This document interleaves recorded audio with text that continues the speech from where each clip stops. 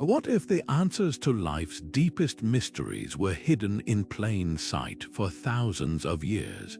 Picture this scattered across the ancient world, from the marble halls of Athens to the quiet groves of China.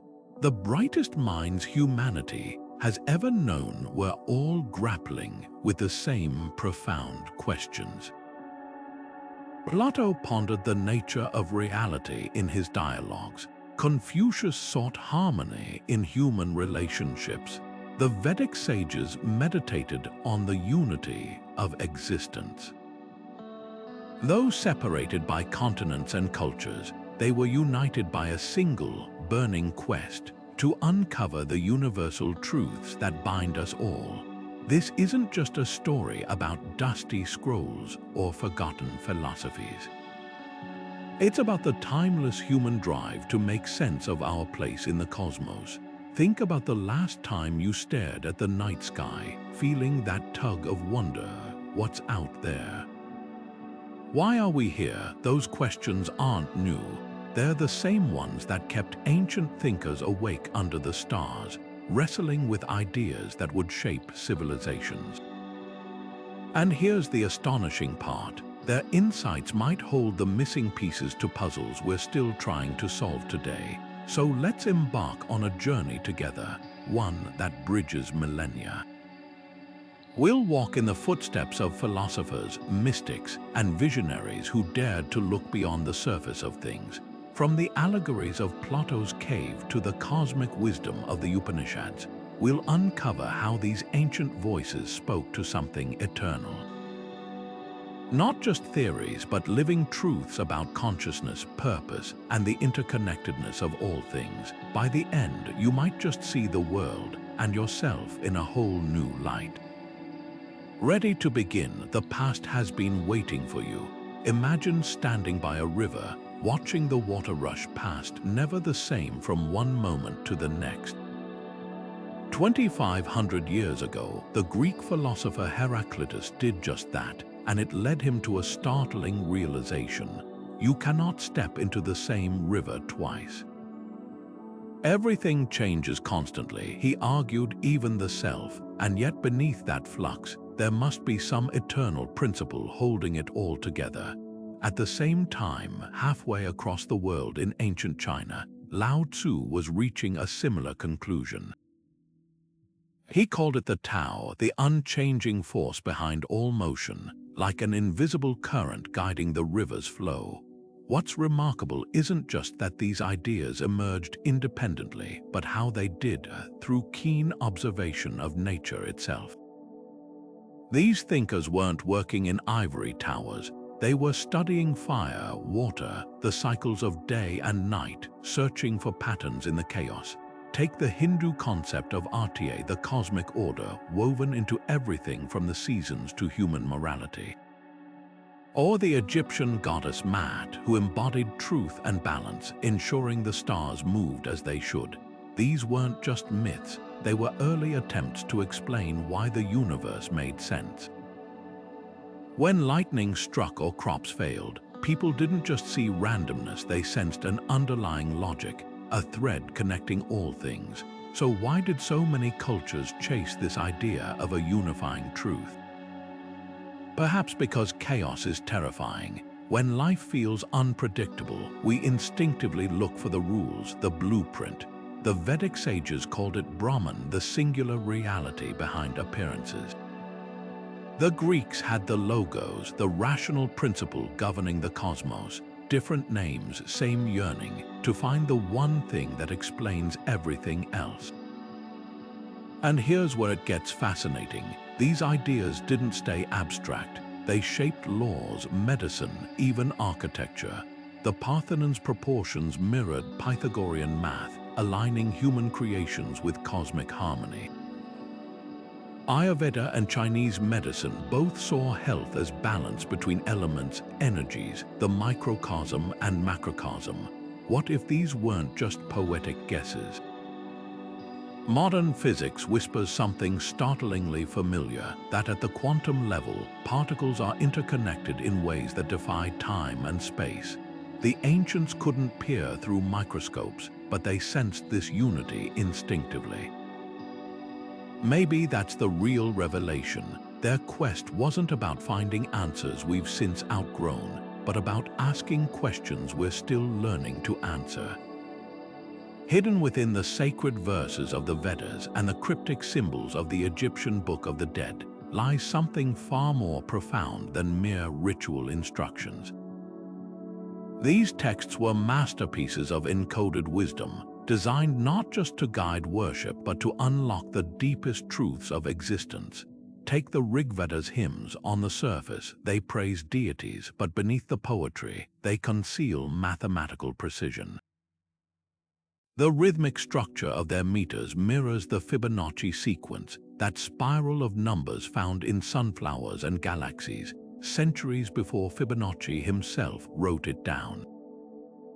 Was this just a happy accident, or were the ancient seers deliberately embedding universal patterns into their verses? The Egyptians took this even further.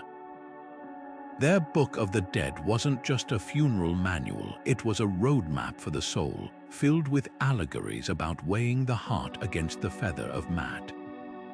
But look closer and you'll find layers of symbolism pointing to cosmic balance, the interplay of light and dark, even the cyclical nature of time. The same themes echo in the Hebrew Kabbalah, where letters and numbers intertwine to reveal hidden dimensions of reality. These weren't arbitrary codes, they were carefully crafted puzzles meant to be unraveled by those ready to see beyond the literal. And here's the striking part, these patterns aren't confined to one culture. The Mayan Popol Vuh speaks of a divine plumed serpent, while Hindu texts describe the cosmic serpent Ananta, both symbols of infinite cycles. The Chinese I Ching uses hexagrams to map the flow of change, much like Heraclitus's river. Coincidence? Unlikely. It's as if these traditions were tapping into the same underground stream of knowledge, each expressing it in their own symbolic language. Why go to such lengths to hide the truth? Imagine living in a time when certain ideas could be dangerous, too revolutionary for public consumption. Symbolism acted as a protective veil, ensuring only the initiated could access the deeper teachings. Plato did this with his allegory of the cave, wrapping profound insights about perception and reality in a story. The Gnostic Gospels spoke in parables for the same reason. The message was clear: real understanding requires effort, a willingness to dig beneath the surface. Today, we're still deciphering their clues. Modern researchers have found golden ratios in temple architecture, astronomical alignments in pyramid shafts, even advanced mathematical concepts encoded in folk songs. The ancients may not have had our technology, but their intuition about the universe's hidden order was razor sharp. Maybe that's the real lesson here: truth isn't always handed to us plainly. Sometimes it waits patiently in the spaces between the words, ready to reveal itself to those who truly look. The flames that consumed the Library of Alexandria weren't just destroying books, they were silencing voices. Imagine walking through those halls before the fire, surrounded by scrolls containing the sum of human knowledge. Astronomical charts from Babylon, medical treatises from Hippocrates, perhaps even lost dialogues of Aristotle. Historians often call its destruction a tragedy of war, but what if there was more to the story? The same pattern repeats across civilizations. In the Americas, Spanish conquistadors systematically burned Mayan codices, dismissing them as devilish. In China, Emperor Qin Shi Huang ordered the infamous burning of books to consolidate power, sparing only texts on agriculture and medicine. Coincidence? Or something far more deliberate? Consider who benefits when knowledge disappears.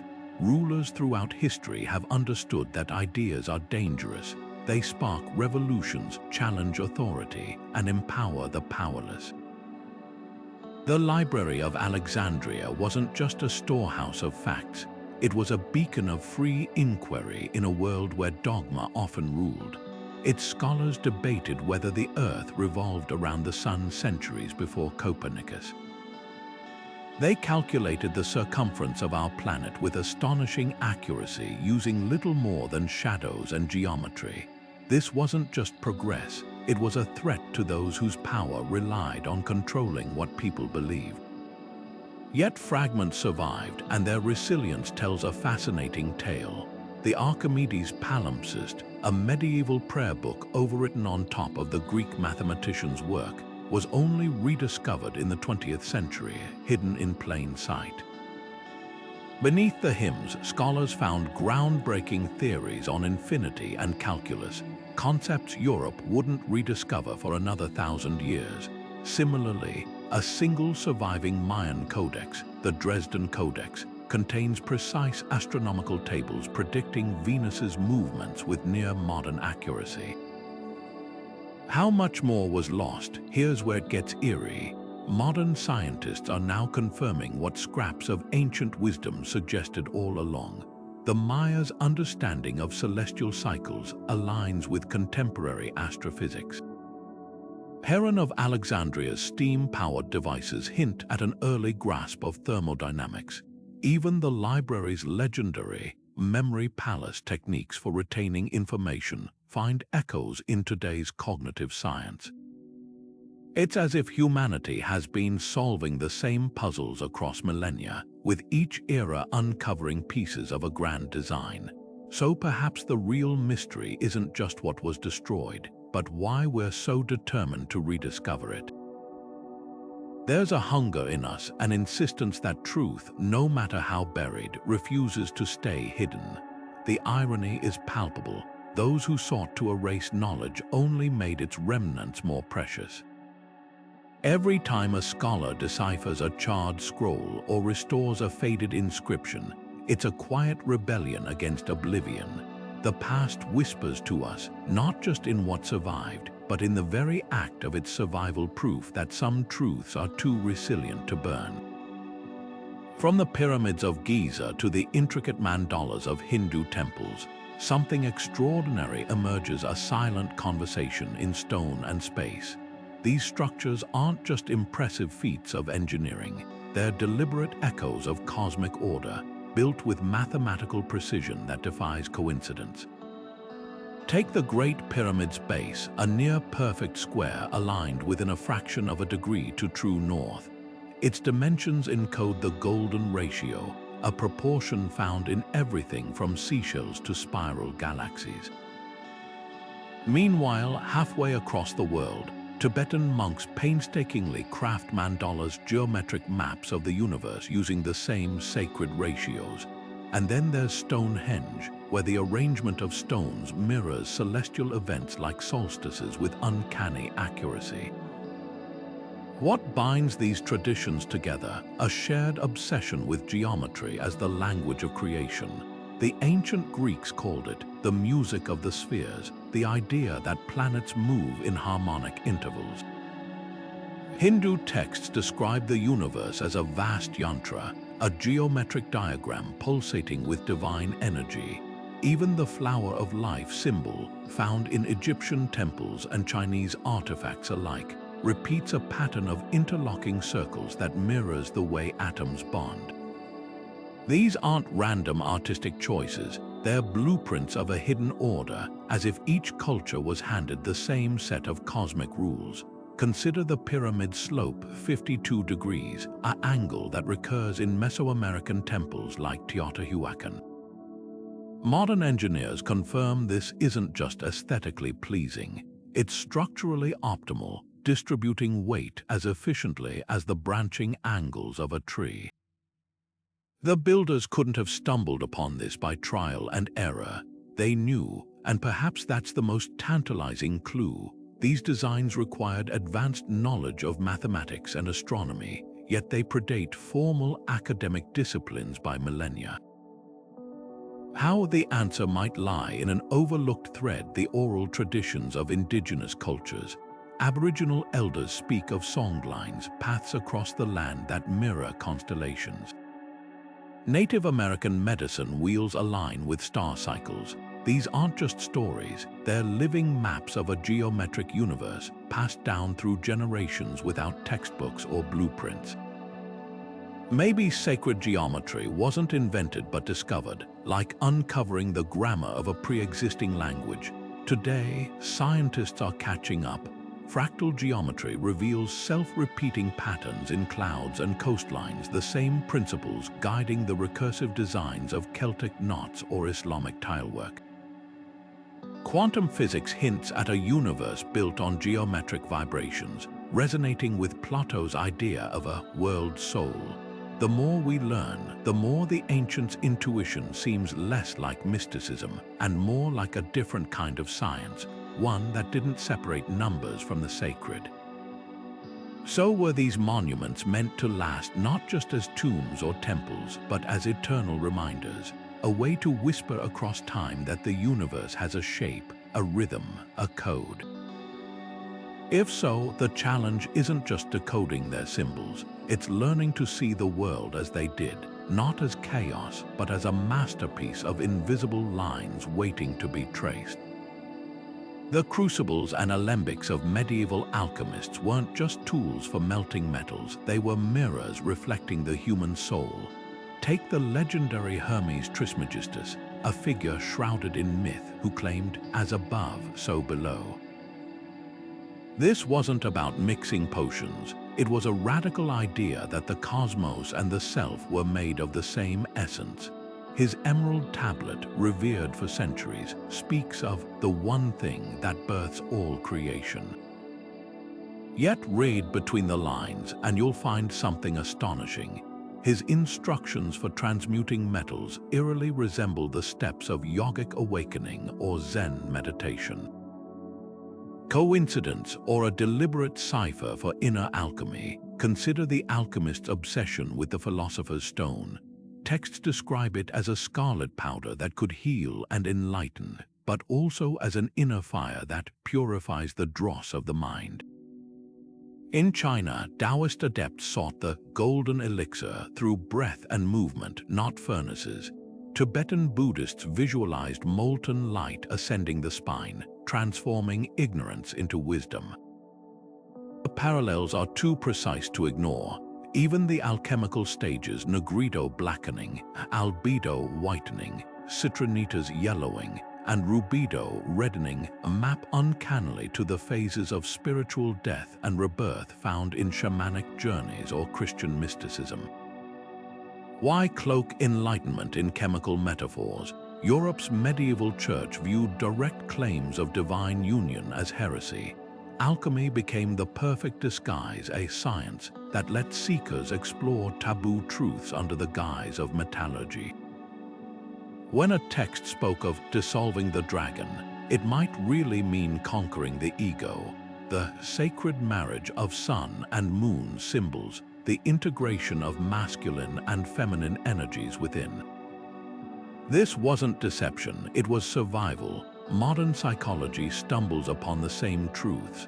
Carl Jung spent decades decoding alchemical texts, realizing they depicted the psyche as transformation. The lead of our fears can become the gold of self-awareness, not in a lab, but through introspection.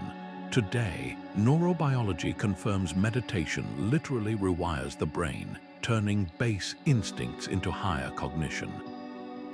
The alchemists might have lacked fMRI machines, but their maps of inner change were startlingly accurate. So perhaps the greatest secret wasn't hidden in coded manuscripts, but in the act of seeking itself. Every time an alchemist stirred their brew, they were stirring their own depths. The real magnum opus wasn't a physical stone, but the moment the seeker realized, the gold they sought was the alchemist all along. The mist swirling around Delphi's temple wasn't just weather. It was theater, setting the stage for one of history's most enigmatic rituals. Picture the Pythia, the Oracle of Apollo, perched on a tripod above a fissure in the earth, breathing in vapors that sent her into convulsions. Her garbled prophecies, interpreted by priests, shaped wars and crowned kings. But was this just clever stagecraft or something far stranger? modern geologists discovered ethylene gas seeping from that very fissure, a substance known to induce trances and euphoria. Suddenly, the Pythia's frenzied state looks less like divine possession and more like a carefully engineered bridge between worlds. Half a globe away, Tibetan monks achieved similar states without any vapors, through drumming, chanting, and breath control. Their oracles, known as Quten, would tremble and speak in voices not their own, delivering precise astronomical predictions or diagnosing illnesses they'd never studied. Skeptics dismiss it as performance, yet neurologists note something curious. These rituals activate the same brain regions as deep meditation or psilocybin journeys, the temporal lobe, where mystical experiences often originate. It's as if these cultures independently discovered backdoors to altered consciousness, each method a different key turning the same lock. Then there's the content of their visions.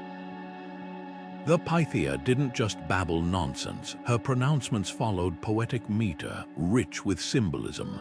The Tibetan Quten's predictions often contained technical details like the exact day a comet would appear, that defied chance.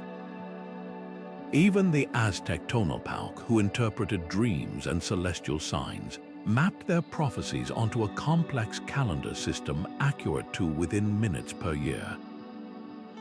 Too many hits to dismiss as lucky guesses. Here's where it gets provocative. Contemporary studies on psychedelics reveal that subjects in controlled trials often describe encounters with a cosmic mind or ancestral voices strikingly similar to what oracles reported. Psychologists call it the collective unconscious, a shared well of archetypes and instincts. Could these seers have been tapping into that, not through drugs or gods, but by hacking the brain's own capacity to transcend individual perception? Yet the most haunting question isn't how they did it, but why their insights often proved unnervingly accurate. When the Pythia warned King Croesus that crossing a river would destroy his empire, she wasn't wrong. His army drowned and Persia swallowed his kingdom. The Quten's weather predictions saved harvests. The line between superstition and superperception blurs. Maybe these weren't just random hallucinations, but glimpses through a crack in reality, one we're still trying to pry open with fMRI machines and DMT. The irony is delicious. Today, we call these states altered, implying our normal waking consciousness is the default. But what if the opposite is true? What if the oracles, in their ecstatic fits, were seeing the fabric of existence more clearly than we do in our so-called sanity? Their legacy challenges us to reconsider not just ancient wisdom, but the very nature of consciousness itself. After all, if a woman breathing volcanic fumes could shape history, what untapped potential lies dormant in every mind? Time doesn't march forward in a straight line, it spirals. That's the radical idea at the heart of ancient cosmologies from India to Mesoamerica. The Hindu concept of yugas divides existence into 4 vast cycles, each lasting hundreds of thousands of years, from the golden age of truth to the iron age of discord, only to begin anew. Meanwhile, the Mayans calculated their long count calendar with such precision that it marked December 21st, 2012, as the end of one world age and the dawn of another. Even the Greeks spoke of metallic ages: gold, silver, bronze, and iron, each descending into chaos before rising again. These weren't just myths, they were sophisticated models of cosmic recurrence, suggesting civilizations rise and fall like tides. What's startling is how closely these ancient cycles mirror cutting-edge physics. The Big Bounce theory proposes our universe didn't begin with a single explosion, but is one in an endless series of expansions and contractions, cosmic inhales and exhales. String theorists speculate about parallel universes colliding and rebirthing in higher dimensions. It's as if the sages of old glimpsed the fractal nature of reality through intuition, long before telescopes or particle accelerators. Take the Mayan calendar's Great Cycle, which spans 26,000 years, a time frame eerily similar to Earth's precession, the slow wobble of its axis that affects climate and civilizations. Coincidence or evidence of observational astronomy so advanced it encoded celestial mechanics into myth. The real shock comes when these models predict societal shifts. The Kali Yuga, Hinduism's darkest age, describes a time of greed, short lifespans, and fractured truths, yet promises it's merely the necessary decay before renewal. Plato's dialogues warn that democracies crumble when desire overrules wisdom, a cycle he traced through Atlantis's fall.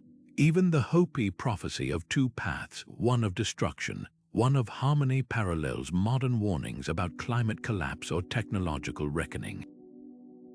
These aren't vague doom sayings, they're psychological and ecological insights disguised as prophecy. Perhaps cyclical time resonated because it reflects lived experience. Farmers know seasons return, empires rise and fall, children repeat their parents' mistakes. Modern chaos theory confirms this.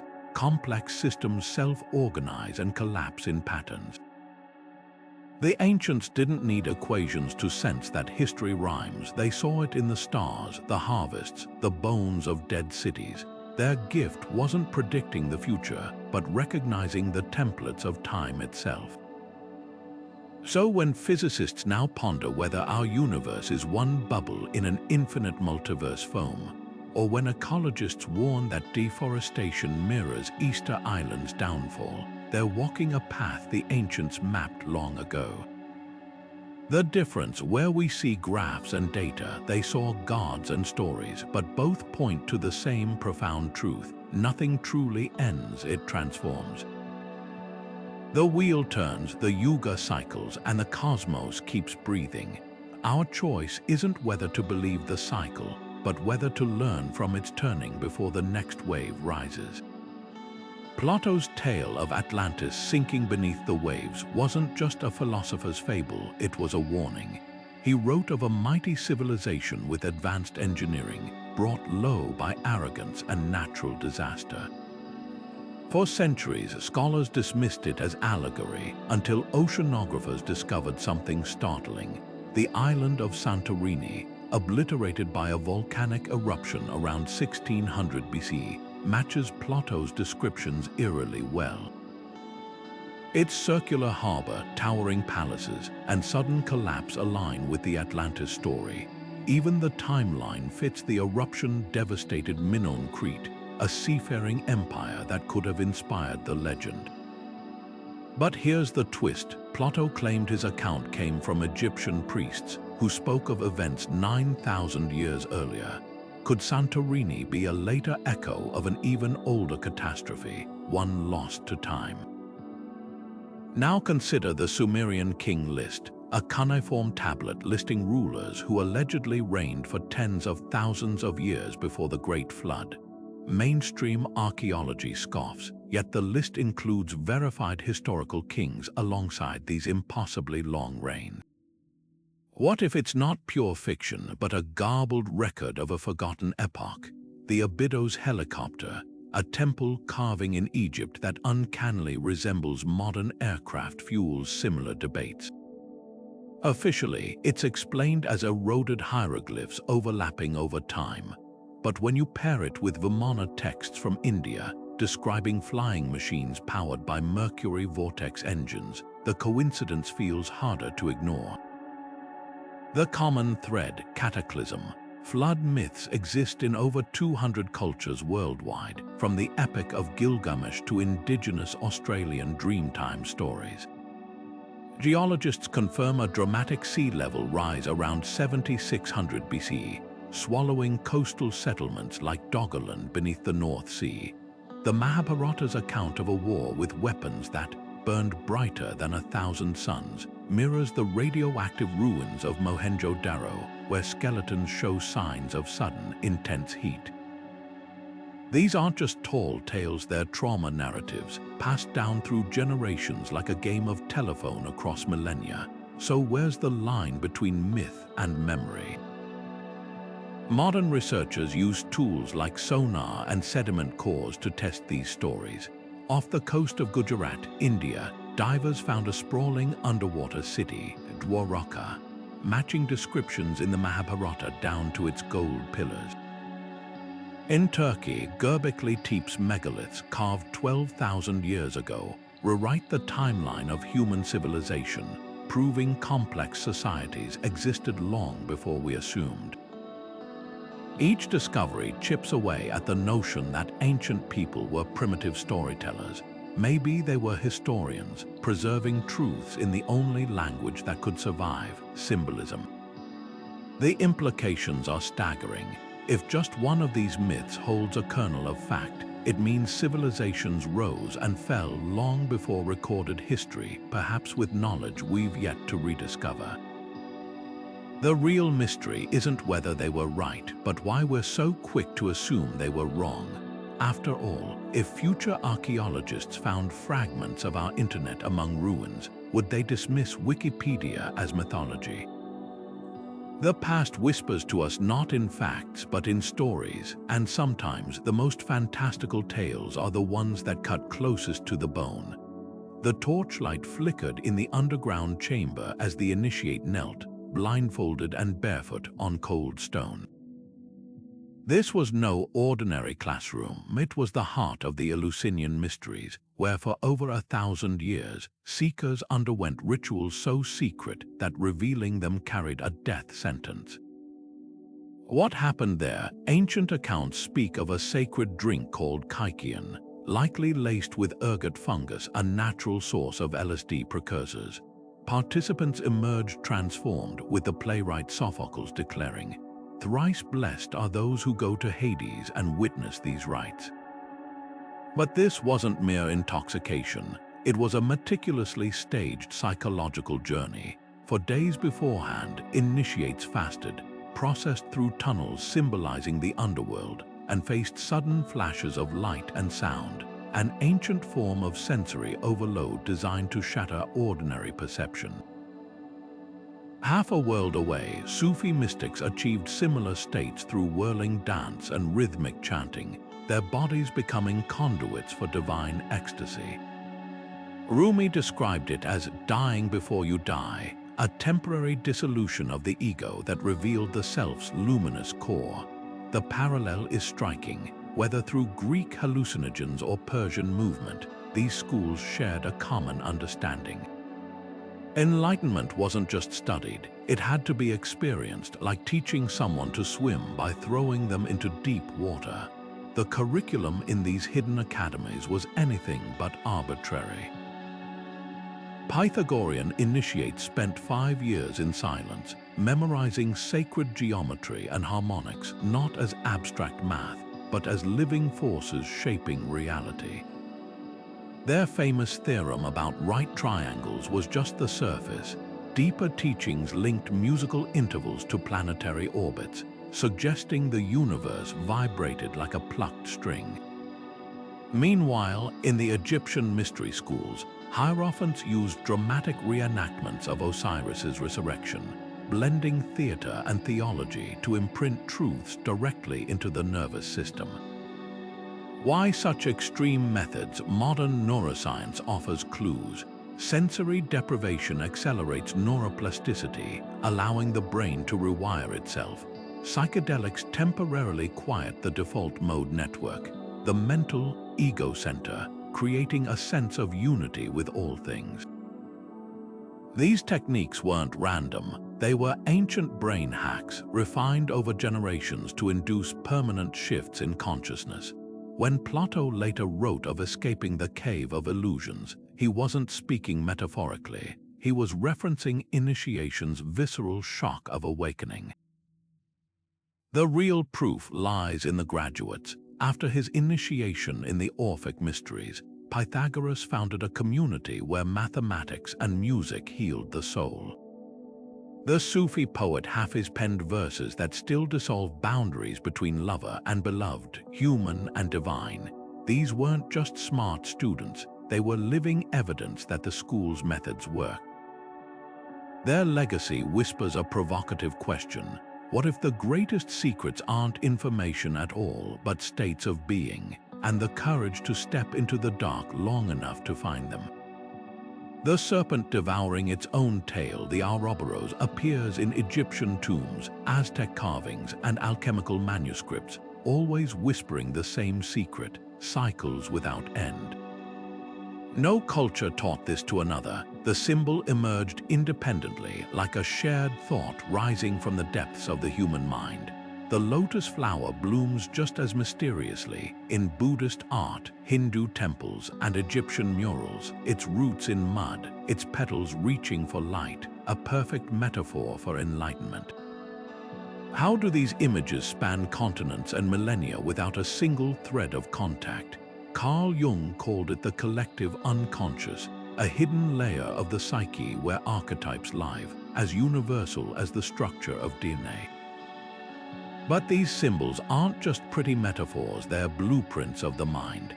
Take the tree of life, its branches stretching skyward, roots plunging into darkness. In the Jewish Kabbalah, it maps the soul's journey from earthly desire to divine wisdom. Norse mythology has Yggdrasil, the world tree connecting 9 realms. The Maya envisioned the ceiba tree as a bridge between underworld and heavens. Identical structures, different names. It's as if every culture stumbled upon the same psychological truth. Consciousness isn't a flat surface but a layered architecture, with instincts below and higher awareness above. The real magic lies in how these symbols operate. They bypass logic, speaking directly to the subconscious. A mandala's concentric circles don't just represent the cosmos, they induce focus, slowing brainwaves into meditative states. The spiral, found from Celtic knots to Aboriginal rock art, mirrors the Fibonacci sequence embedded in galaxies and seashells. When you stare at one, something primal stirs, not because you've been taught its meaning, but because your nervous system recognizes the pattern. Modern advertisers exploit this instinct with logos designed to trigger ancient associations. Think of Apple's bitten fruit echoing the biblical tree of knowledge. Jung believed these symbols were psychic safety valves, helping humanity process trauma and transcendence. After his near-fatal heart attack, he painted mandalas daily, calling them snapshots of a living process in his recovery. Tibetan Buddhists still create sand mandalas only to destroy them, teaching impermanence through ritual. The Ouroboros isn't just about eternal return. It's a cognitive tool for accepting death and rebirth, whether of seasons, civilizations, or the self. Here's where it gets eerie. Neuroscientists now find that certain symbols activate the brain's default mode network, the seat of self-awareness more than words. PET scans show the lotus symbol lighting up the same regions as mindfulness meditation. The tree of life triggers neural pathways associated with both grounding and aspiration. It's as if these shapes are preloaded into our hardware, waiting to unlock higher states. So the next time you see a labyrinth on a medieval cathedral floor or a serpent on a Mesoamerican pyramid, don't dismiss it as decoration. You're staring at a mirror, one that reflects not just the artist's hand, but the deepest architecture of human thought. The ancients didn't invent these symbols, they discovered them, like astronomers finding constellations that were always there. And perhaps that's the most humbling revelation of all. The language of the soul needs no translation. The drone of a Tibetan monk's chant isn't just music, it's mathematics in motion. When these deep, resonant tones ripple through the air, they don't just reach the ears, they rearrange matter itself. Scientists call this phenomenon cymatics, the visible imprint of sound on physical substances. Sprinkle sand on a metal plate, play a specific frequency, and watch intricate geometric patterns emerge, mandalas of vibration that mirror the designs in ancient temples. Now consider this, the same sacred syllables chanted for millennia Amen, who produce these exact patterns when played through modern cymatics experiments. Coincidence or evidence of a forgotten science, one that understood sound as a sculptor of reality long before Einstein theorized that matter is frozen energy. The architects of the past seem to wield this knowledge like master composers. Take the Great Pyramid's inner chambers, where the granite sarcophagus vibrates at the same frequency as human alpha brainwaves, the state of deep meditation. Or the Gothic cathedrals of Europe, their vaulted ceilings designed to amplify Gregorian chants, creating standing waves that induce trance states in listeners. Even the Aboriginal songlines, ancient paths across Australia's outback, aren't just navigation tools. They're melodic maps where singing the land's topography literally aligns the waka with the Earth's resonant frequencies. These cultures didn't just use sound, they conversed with it as if vibration were a language the universe understood. Modern research is catching up. Quantum physicists now describe atoms as tiny strings vibrating at different frequencies, an idea that would have felt familiar to the Hindu rishis who spoke of Nada Brahman, the universe as sound. Medical studies show certain tones can accelerate bone healing or shrink tumors, echoing the Egyptian use of vowel chants in their healing temples. Even water, when exposed to sacred music or mantras, forms crystalline structures under microscopes, while harsh noise creates chaotic, broken shapes. It's as if the ancients discovered what we're only now proving. That sound doesn't just describe reality, it builds it. So why did this knowledge fade? Perhaps because it's too powerful. A 12th century pope banned the Dai's Iri chant, fearing its frequencies could literally collapse walls. Siberian shamans used drumming to weather shift clouds, a practice dismissed as superstition until meteorologists found low-frequency sound waves do affect atmospheric pressure. The real mystery isn't whether these techniques worked, but why we ever stopped believing they could. The implications are staggering. If a monk's hum can rearrange molecules, what might a society built on harmonic principles achieve? The answer might lie in the ruins of Malta's Hypogeum, a subterranean temple where certain frequencies cause the entire structure to resonate, amplifying whispers into thunderous echoes. Or in the Vedas claim that uttering Vak, the primal vibration, can manifest physical form. We're standing at the edge of a paradigm, one where science and mysticism finally speak the same language, the universal tongue of vibration. The ancients didn't just hear sound, they saw it, felt it, wielded it, and their greatest lesson might be that the universe isn't silent, it's singing. All we have to do is learn to listen. At Angkor Wat, the largest religious monument on Earth, the towers don't just point skyward, they map the constellation Draco with uncanny precision. When viewed from above, the temple's layout mirrors the stars as they appeared in 10,500 BCE, an era long before the Khmer Empire existed. Meanwhile, in Mali, the Dogon people described Sirius B, a white dwarf star invisible to the naked eye centuries before astronomers confirmed its existence. They spoke of its 50-year orbit around Sirius and called it Po-Tolo, meaning smallest seed, a name that chillingly matches modern observations of its density. These aren't isolated flukes. From the pyramids of Giza aligning with Orion's belt to the Mayan observatory at Chichen, it's tracking Venus's cycles within minutes. Ancient cultures displayed a celestial awareness that defies simple explanation.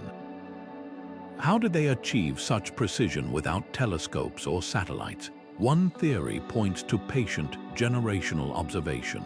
The builders of Newgrange in Ireland carved a narrow passage that floods with sunlight only on the winter solstice. a feat requiring decades, if not centuries, of meticulous sky watching. Similarly, Polynesian navigators memorized star paths and wave patterns to cross thousands of miles of open ocean. But some alignments are too exact to chalk up to naked eye astronomy alone. The Temple of Hathor at Dendera includes a zodiac ceiling depicting celestial positions that would have required knowledge of axial precession, a wobble in Earth's rotation that takes 26,000 years to complete. Even more puzzling, the Babylonian Emuel, a pinned tablet's calculated planetary movements using complex math that wouldn't be rediscovered until Kepler's laws in the 17th century. Then there's the extraterrestrial hypothesis. Ancient astronaut theorists point to artifacts like the Saqqara bird, a wooden model from Egyptian tombs with aerodynamic wings resembling a glider, or Vedic texts describing Vimanas, flying machines powered by Mercury engines. The Dogon's serious lore, passed down through oral tradition, includes details about the star's composition that weren't confirmed until the 1900s. Could contact with advanced beings explain these anomalies, or is there a subtler answer? Indigenous cultures often describe star ancestors who taught them astronomy not as literal aliens, but as spiritual guides channeled through dreams or visions. The Cherokee, for instance, claim their calendar came from Pleiadian messengers appearing in meditative states. Perhaps the most provocative explanation lies in human consciousness itself. Neuroimaging shows that experienced meditators can enter states of heightened perception, accessing information beyond ordinary senses. Aboriginal elders speak of dream time, where time collapses and celestial knowledge is revealed. The Vedas describe rishis hearing cosmic truths in deep samadhi.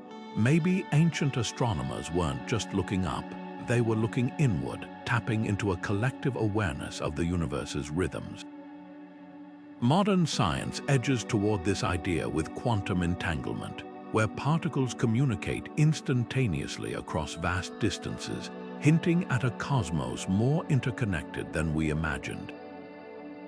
The real shock isn't that these cultures knew so much, it's that we've forgotten how they knew it.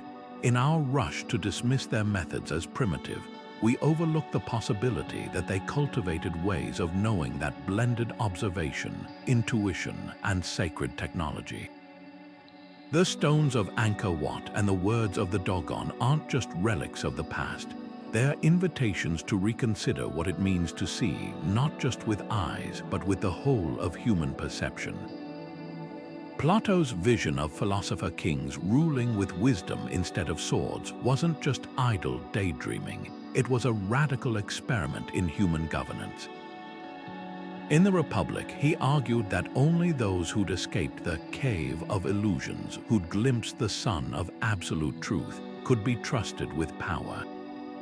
Meanwhile, in China, Confucian scholars designed a system where emperors were advised by mandarins chosen through grueling exams on philosophy and ethics, not birthright or brute strength. For a fleeting moment in history, these ideals weren't just theories, they were put to the test.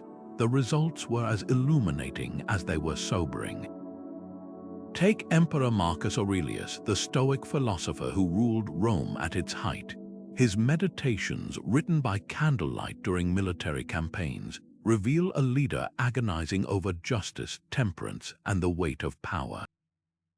He abolished torture, reformed taxes, and even sold imperial treasures to feed the poor during famine. Yet his reign ended with plague and war, his son Commodus abandoning philosophy for gladiatorial excess. Similarly, China's Song dynasty, with its meritocratic civil service exams, produced administrators who built schools, curated libraries, and advanced astronomy. But corruption still crept in, wealthy families bribing exam graders, officials prioritizing poetry over pragmatism. The system worked until it didn't. Why did these experiments falter? Power doesn't just corrupt, it distracts. Governing demands compromise, expediency, and often the silencing of inconvenient truths. Plato himself witnessed this firsthand when his mentor Socrates was executed by Athens' democracy for asking too many questions. The bitter irony, those best suited to lead, the truth seekers, the contemplatives, are often least inclined to wield power, while those hungry for control rarely possess the wisdom to use it well. Yet hidden in these failures are glimmers of what could have been. The Gupta Empire in India, under philosopher kings like Chandragupta II, became a golden age of science and art, where mathematicians invented zero and surgeons performed cataract operations.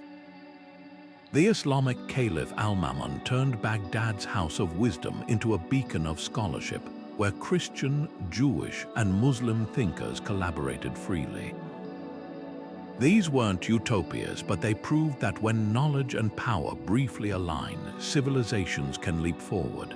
The lesson isn't that philosopher kings were naive, it's that truth and authority operate on different timelines. Wisdom requires patience, the long view. Governance demands quick decisions, often with imperfect information. Modern leaders face the same tension. When a scientist warns of climate change but must contend with quarterly economic reports, or when an ethicist critiques AI while corporations race to monetize it, we're replaying Plato's dilemma.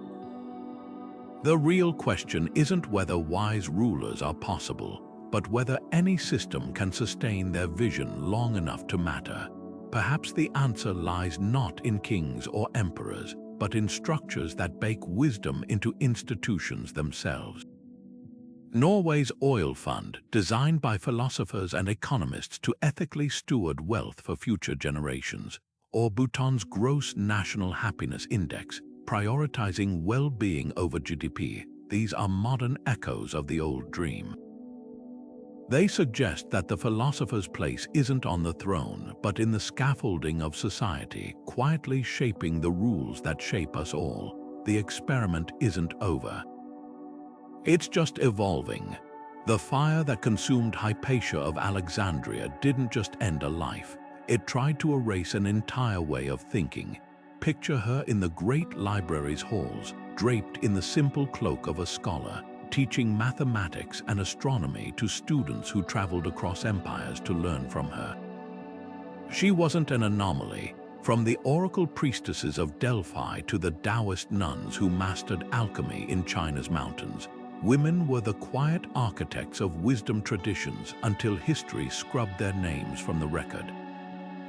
The Pythia, the most powerful voice in ancient Greece, couldn't even claim her own words. Male priests interpreted her prophecies.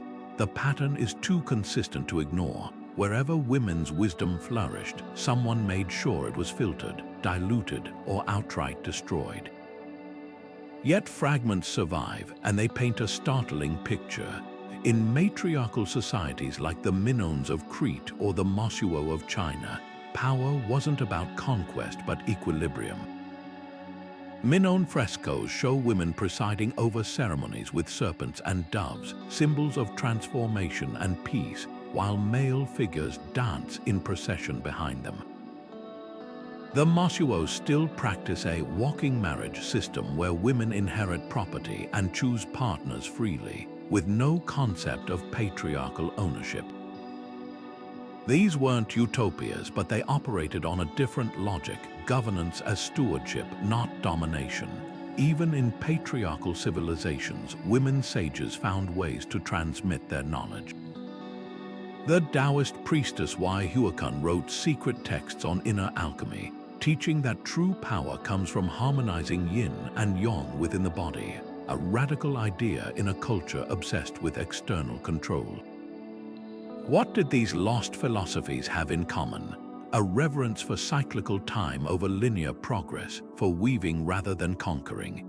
Take the Beguines of medieval Europe, uncloistered nuns who ran schools and hospitals while male clergy dismissed them as mystics. Their manuscripts speak of God as a mother nursing creation, a concept so threatening that the Church declared them heretics.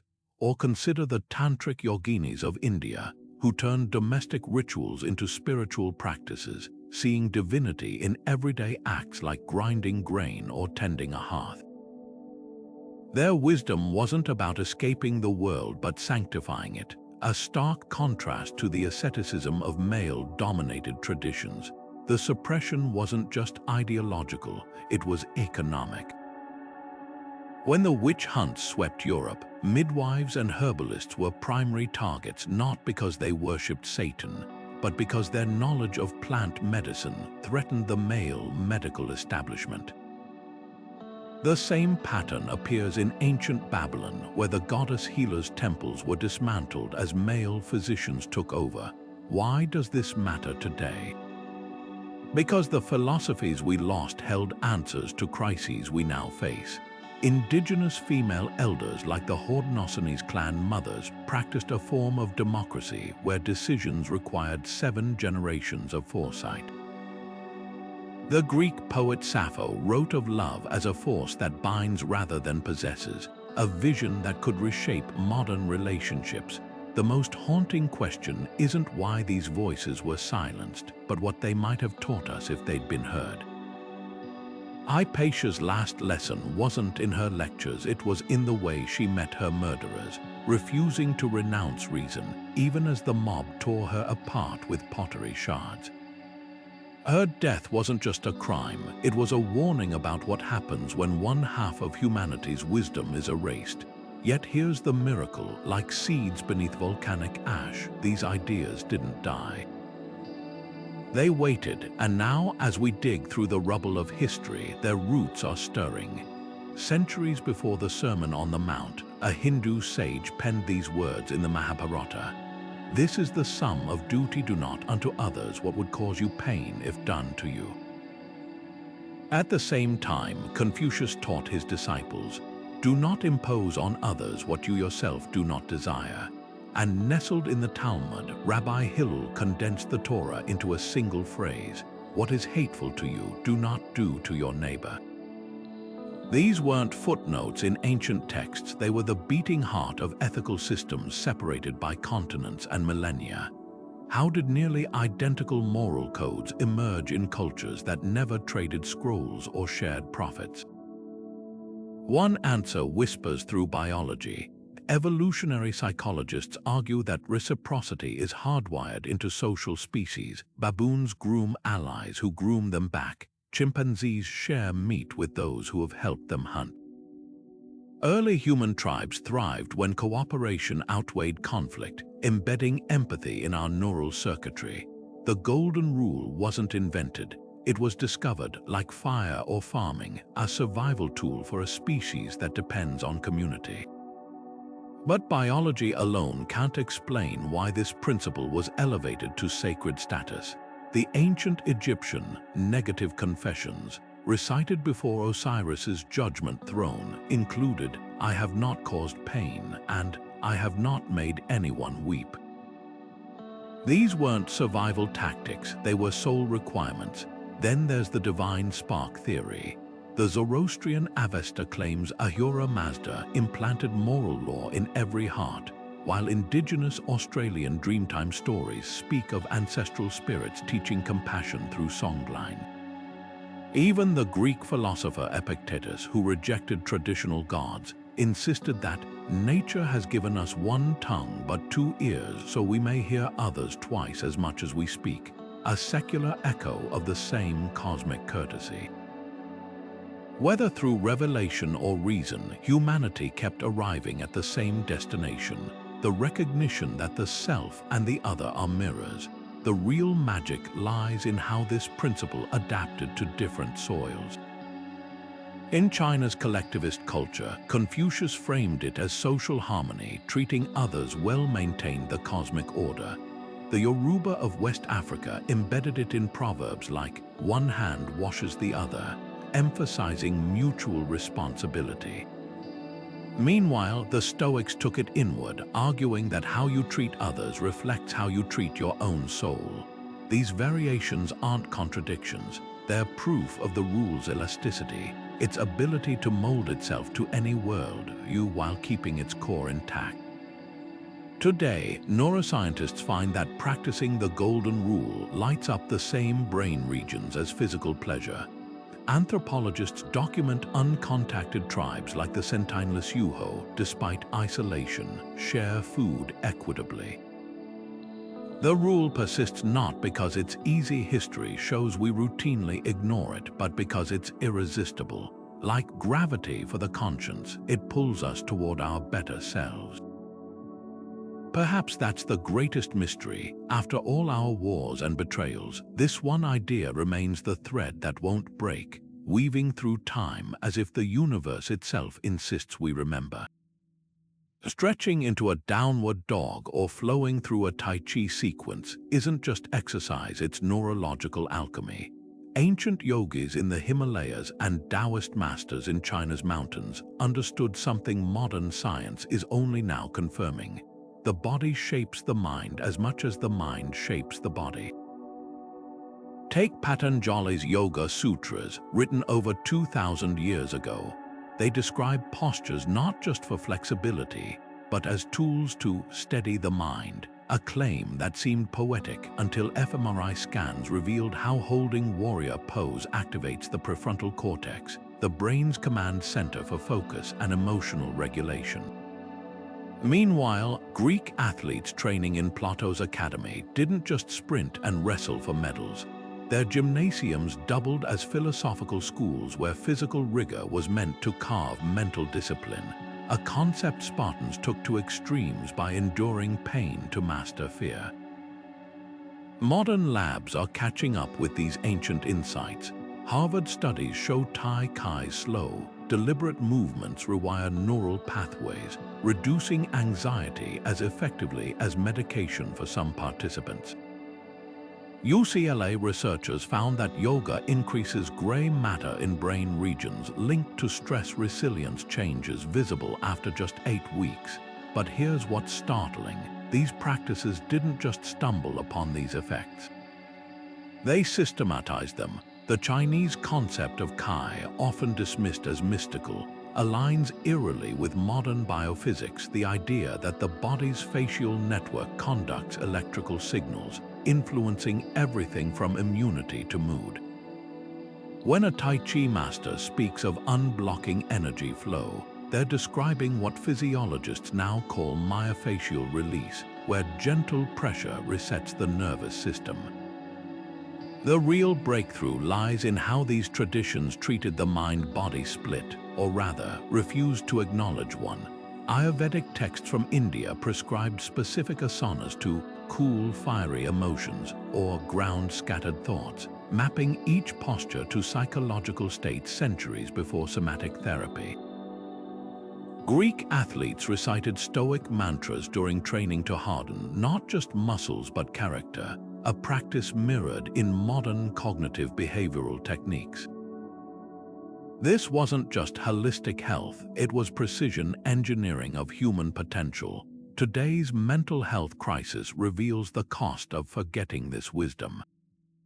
Antidepressant prescriptions soar while studies confirm sedentary lifestyles shrink the hippocampus, the brain's memory hub. Yet clinics from Boston to Berlin are now prescribing yoga for PTSD and Tai Chi for Parkinson's, not as alternatives to medicine but as essential complements. The irony, we're discovering what a Taoist monk could have explained in 3 words: movement is medicine. Perhaps the most radical idea buried in these practices is their rejection of quick fixes.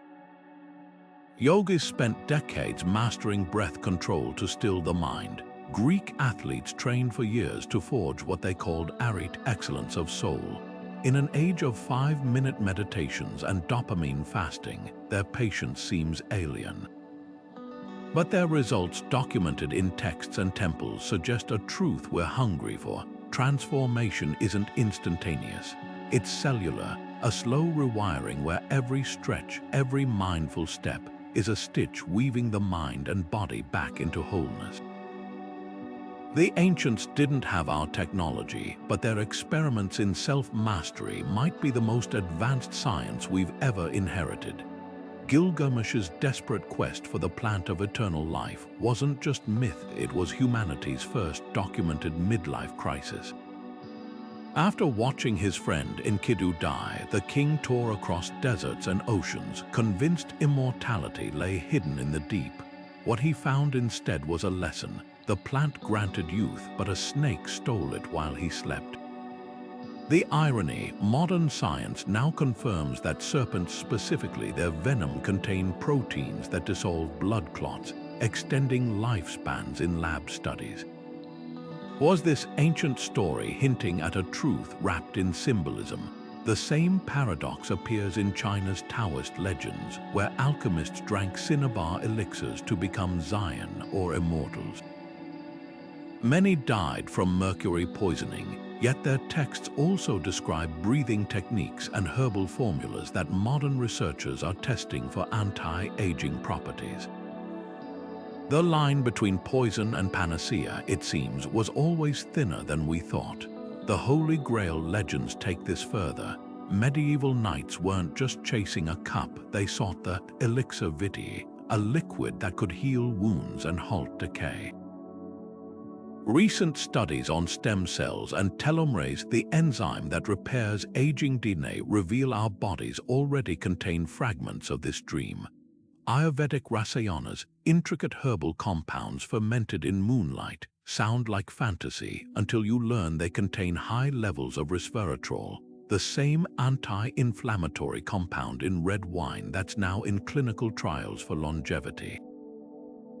Even the biblical Methuselah, who lived 969 years, might not be pure fiction. Scientists examining the DNA of naked mole rats, which lived 10 times longer than similar-sized mammals, found genes that repair cellular damage with freakish efficiency.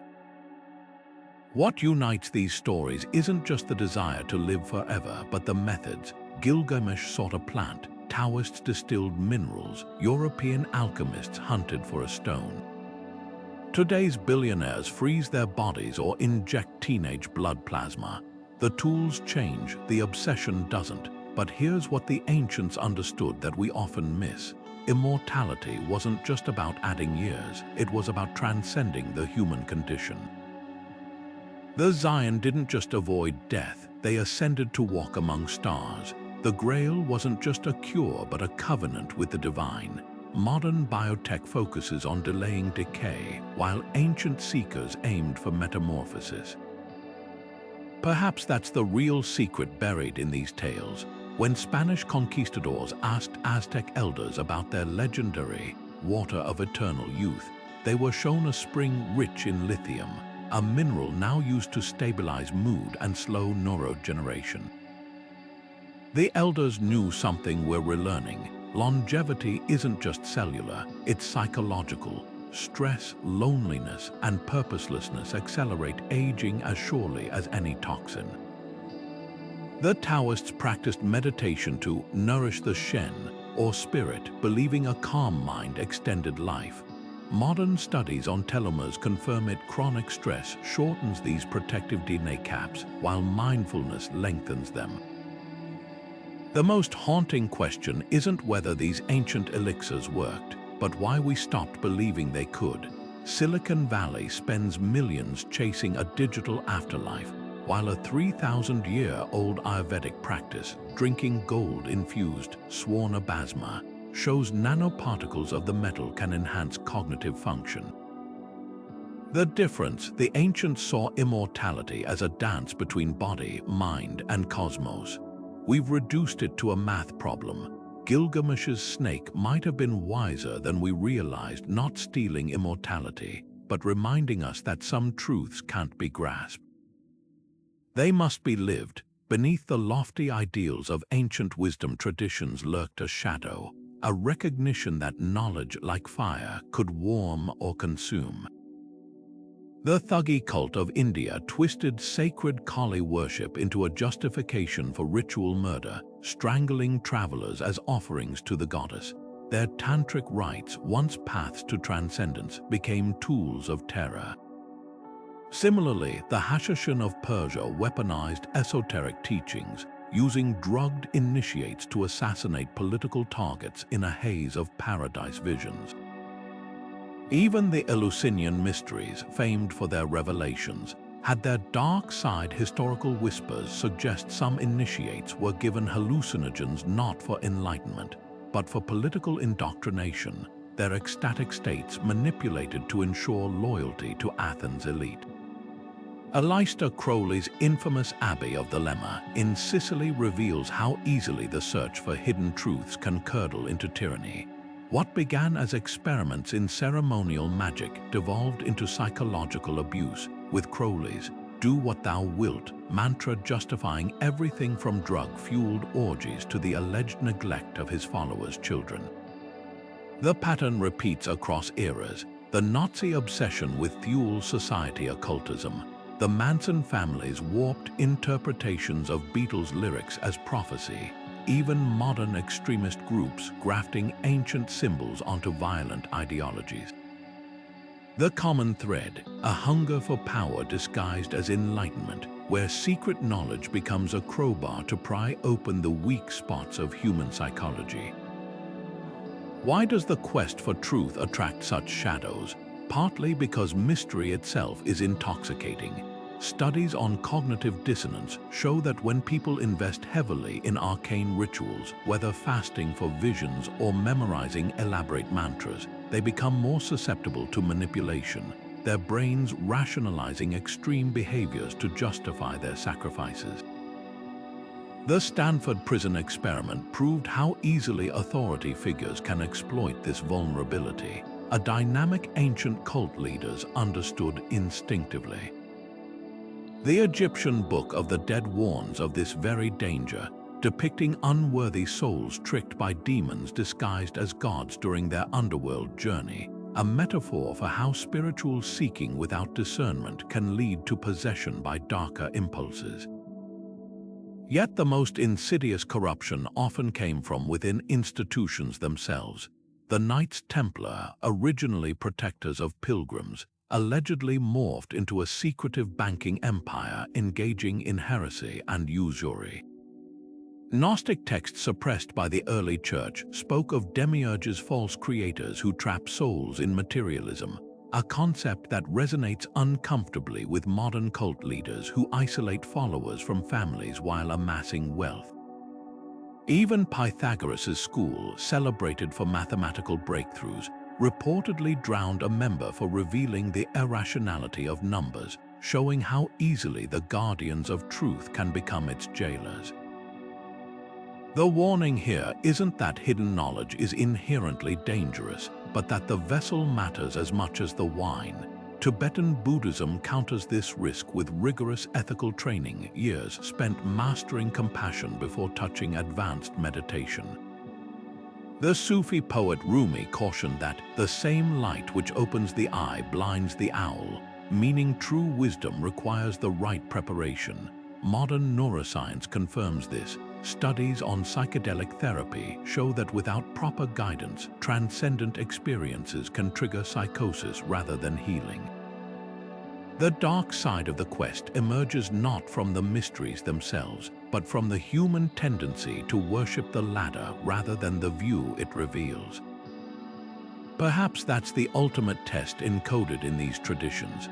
The alchemical texts filled with poison symbols weren't just about chemicals, they were roadmaps for navigating the toxins of ego and power.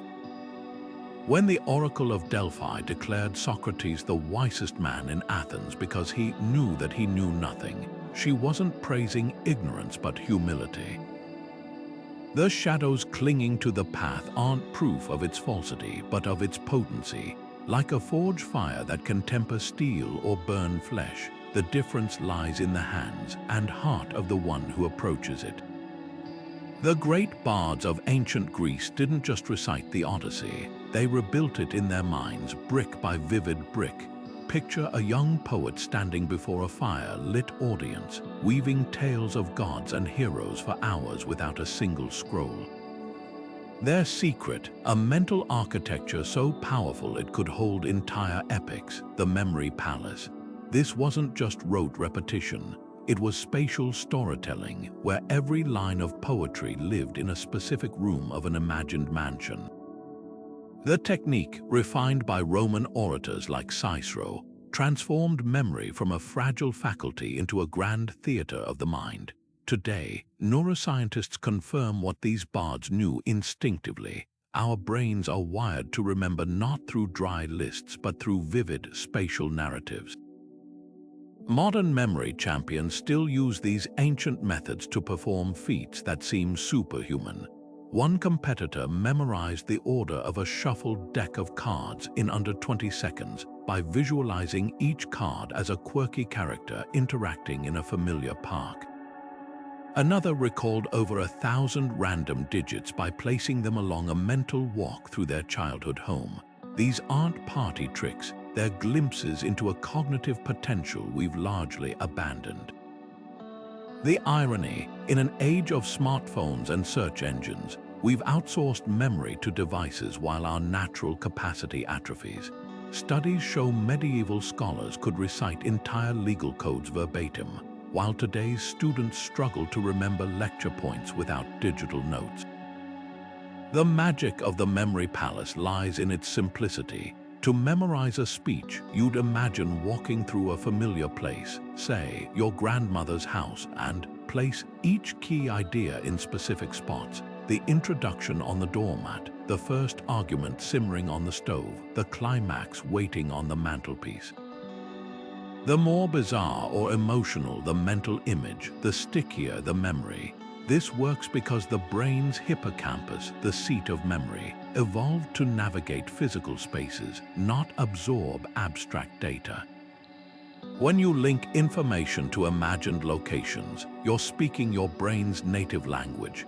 Indigenous cultures understood this intuitively. Aboriginal elders memorized intricate songlines, oral maps of the land by tying each landmark to a verse, turning geography into melody. What's lost when we neglect these techniques? Not just the ability to impress at trivia night, but a deeper connection to knowledge itself. Ancient philosophers believed true learning required digestion, the slow, personal integration of ideas into one's mental fabric. Seneca warned that to be everywhere is to be nowhere, criticizing the Roman habit of skimming scrolls without reflection. Compare that to today's endless scrolling, where information flashes by like scenery from a speeding train. The memory palace forces a different pace. To place an idea in a mental corridor, you must first turn it over in your mind, examining its texture and weight. This active engagement sparks what educators now call deep processing, the kind of learning that reshapes neural pathways rather than dusting them superficially. Reviving these methods today isn't about rejecting technology, but rebalancing our cognitive toolkit. Medical students in Brazil now use memory palaces to master complex anatomy, visualizing veins as blue rivers winding through a familiar city. Language learners tag vocabulary to furniture in their childhood homes, turning recall into a mental scavenger hunt. Even CEOs employ these tricks, attaching key data points to stops on their commute. The real lesson isn't that we should all become walking encyclopedias, but that memory, when trained, becomes more than storage. It becomes a creative act. Every time you mentally walk through your palace to retrieve an idea, you're not just recalling, you're reimagining, reinforcing, and making the knowledge irrevocably your own. Perhaps that's the most subversive truth hidden in these ancient techniques. In a world obsessed with external storage, clouds, hard drives, social media archives, the memory palace reminds us that the most powerful repository is the one between our ears. It's not about hoarding facts, but cultivating a mind rich with interconnected wonders, where every piece of knowledge has its place, waiting to be rediscovered in the quiet corridors of thought. The bards didn't just remember the Odyssey, they lived it one imagined room at a time, and in doing so, they turned memory from a tool into an art. Aristotle gazed at the night sky and saw more than stars. He saw a cosmic dance choreographed by what he called the unmoved mover, a primal force setting the universe in motion without being part of it. To him, this wasn't just physics or theology, it was both. The same seamless unity appears in the Hindu Rigveda's description of Brahman as the fabric of existence, or the Taoist concept of Kai as the breath of the cosmos and the pulse of the body. For these traditions, asking whether reality was made of matter or spirit would have been like asking whether a river is made of water or current. The distinction simply didn't exist. Fast forward to today's quantum labs, where scientists peer into the vacuum of space and find not emptiness, but a seething foam of virtual particles flickering in and out of existence. The quantum flux they describe sounds eerily like the Buddhist idea of shunyata, the void that isn't empty but brimming with potential. Even the entanglement phenomenon, where particles mirror each other instantly across vast distances, mirrors the Vedic teaching Tatvamasi, thou art that, the claim that all separation is illusion. The ancients lacked electron microscopes, but their intuitive grasp of unity might hold the key to modern science's deepest puzzles. Consider the clash between relativity and quantum mechanics, two pillars of physics that stubbornly refuse to align. Einstein sought a unified field theory, a single equation explaining everything from galaxies to atoms. What if the obstacle isn't math but mindset?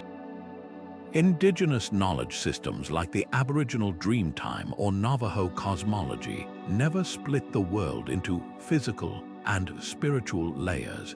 Their creation stories describe landforms and laws emerging together, just as string theory now suggests extra dimensions might be curled inside every particle. The disconnect isn't between ancient and modern knowledge, but between our fractured ways of seeing. This isn't about romanticizing the past or dismissing the scientific method. When Newton discovered gravity, he didn't reject calculus in favor of chanting. He used every tool available. The irony is that today's breakthroughs increasingly echo holistic visions. Chaos theory reveals fractal patterns in everything from heartbeat rhythms to galaxy clusters, mirroring the Hindu mandala's nested universes. Neuroplasticity confirms the Buddhist practice of mindfulness can rewire the brain, blending objective biology with subjective experience. Even medicine is rediscovering what Hippocrates knew, that healing works best when treating the whole person, not just symptoms. The real revelation here isn't that ancients predicted quantum physics, but that they never divorced observation from wonder. When an Ayurvedic healer speaks of dosha's energetic forces governing health, they're describing what a biophysicist might call metabolic oscillations. The language differs, but the underlying recognition of interconnected systems remains. Modern science, for all its precision, often forgets what the alchemists engraved in emerald, as above, so below. The microcosm reflects the macrocosm not as poetic metaphor, but as observable fact. Perhaps resolving today's science versus faith debates requires stepping outside both boxes. The Tao Te Ching warns, the Tao that can be named is not the eternal Tao, a reminder that reality exceeds our labels. Similarly, quantum pioneer Niels Bohr adopted the yin-yang symbol for his coat of arms, recognizing that light behaves as both particle and wave depending on how you ask the question. The ancients didn't have all the answers, but they asked better questions, ones that might guide us past false dichotomies into a world where measuring and marveling are two sides of the same coin. After all, if the quantum vacuum crackles with unseen potential, who's to say Aristotle's unmoved mover wasn't onto something? The boundary between laboratory and temple might be thinner than we think. Buddha sat beneath the Bodhi tree for 49 days after his enlightenment, Yet when he finally spoke, he refused to write a single word. Socrates spent his life in Athens' agora, probing minds with relentless questions, but left his student Plato to transcribe his ideas. Even Jesus, whose teachings would shape civilizations, never penned a line. This wasn't oversight or illiteracy, it was deliberate alchemy. These masters understood something we've forgotten in our age of endless scrolls and digital archives. True wisdom can't be bottled in ink. It must be lived, wrestled with, tasted like a fruit that nourishes only when plucked fresh from the branch. Consider the irony. Today we drown in information yet starve for understanding. Libraries and servers bulge with self-help manuals and sacred texts, yet anxiety and disconnection surge. The sages predicted this paradox millennia ago. The Tao Te Ching opens with "the Tao that can be spoken is not the eternal Tao," while Buddhist texts caution that clinging to scriptures is like mistaking the finger pointing at the moon for the moon itself. Their resistance to writing wasn't anti-intellectual, it was protective. A written truth risks becoming dogma, frozen in time, while oral teachings morph with each retelling, adapting like living organisms to the listener's readiness. The Socratic method reveals why this matters. Socrates didn't lecture, he interrogated, forcing students to dismantle their own assumptions. His famous midwife analogy, claiming he merely helped give birth to truths already latent in others, shows why writing would have failed. You can't prescribe self-discovery in paragraph form. Similarly, Buddha tailored his teachings to each disciple. A merchant received metaphors about gold purification, while a grieving mother heard parables about mustard seeds. This bespoke wisdom dies on the page but thrives in the dynamic space between teacher and seeker, where tone, silence, and even a raised eyebrow carry meaning. Modern neuroscience validates their approach. Studies on neuroplasticity show that insights we struggle for create stronger neural pathways than those handed to us. The act of puzzling over a koan like, "What is the sound of one hand clapping?" triggers brain activity resembling deep meditation, forging connections no straightforward answer could. Oral traditions exploit this by design. Aboriginal songlines encode navigation knowledge in melodies that must be sung while walking the land, fusing memory with muscle. Sufi teaching stories like Rumi's tale of the elephant in the dark force listeners to synthesize their own interpretations rather than swallowing pre-chewed conclusions. The danger of substituting texts for transmission is stark in religious history. When early Christian councils standardized scripture, debates over interpretation birthed sects that warred for centuries. Meanwhile, Zen masters burned sutras to jolt students into direct experience, shouting, "This is just a scrap of paper." Even language itself betrays the limits of writing. Sanskrit's vibrational mantras and Hebrew's gematria, where letters equal numbers, lose potency when divorced from spoken resonance. You can read about chocolate's sweetness, but until it melts on your tongue, you don't know chocolate. Yet here we are, scrolling wisdom like takeout menus, wondering why we're still hungry. The sage's silence echoes louder than ever in our noisy world. Their legacy whispers a challenge: stop collecting truths like trophies and start practicing them like craftsmen. Truth isn't a commodity to possess, it's a current to swim in, a flame to tend, a dance where the steps reveal themselves only when you move. The next time you reach for another book or podcast, pause, close your eyes, breathe, and ask as the masters did, what wants to be born in me that no text can teach? The Magi of Babylon didn't just read the stars, they spoke to them. These astrologer priests, cloaked in robes embroidered with celestial maps, tracked Jupiter's dance through the zodiac like scribes recording the footsteps of gods. Their clay tablets, etched with precise planetary positions, weren't mere observations. They were dialogues with the cosmos, attempts to decipher a language they believed governed kings and harvests alike. Fast forward to Tibet's rooftop observatories, where monks still calculate astrological calendars so accurate they predict weather patterns and personal fortunes centuries in advance. The thread connecting these traditions isn't just superstition, it's the unshakable conviction that the heavens and human lives are woven from the same luminous fabric.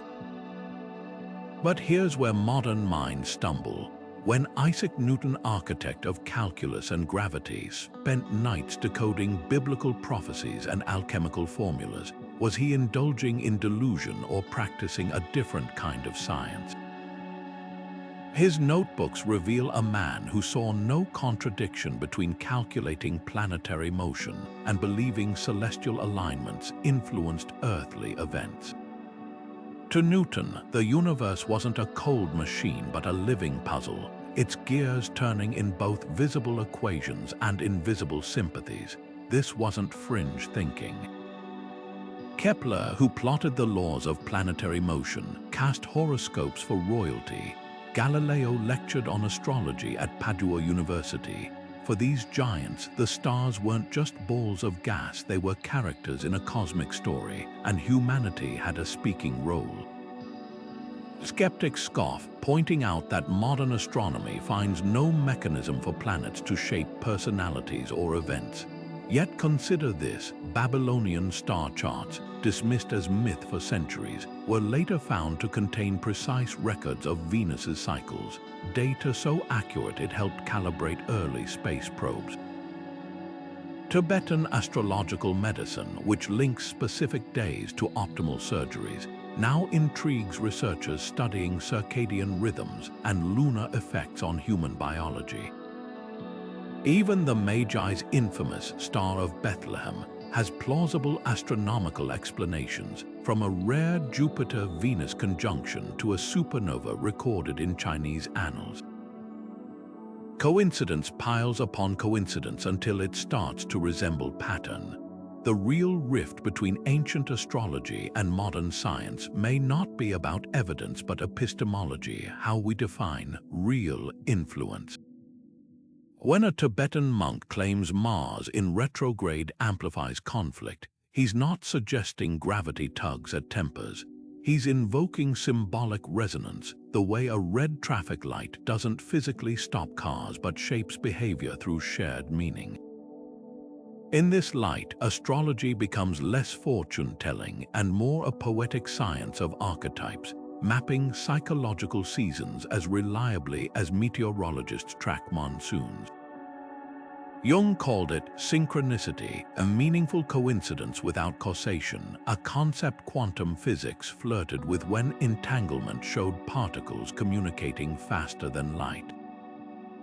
Perhaps the Magi's true legacy isn't their predictions but their posture, a humility before the cosmos that our data-saturated age often lacks. They didn't reduce the stars to lifeless objects, but honored them as actors in a grand drama we're still learning to read. When a 21st century astronomer detects gravitational waves from colliding black holes, she echoes the awe of a Babylonian priest tracking Jupiter's path. Both are translators of a cosmic language, one mathematical, the other metaphorical. The stars haven't changed, only our dictionaries have. Carl Jung didn't just study ancient myths, he let them study him. In a moment of creative desperation, the famed psychologist began sketching bizarre circular designs in his notebooks, only to realize later they matched mandalas used for centuries in Tibetan Buddhism. This wasn't mere coincidence, it was the first thread in his theory of the collective unconscious, the idea that humanity shares a psychic inheritance encoded in symbols and stories. Meanwhile, across the Atlantic, Nikola Tesla stood in his Manhattan lab reciting verses from the Rig Veda, convinced its descriptions of prana life force mirrored his experiments with electromagnetic resonance.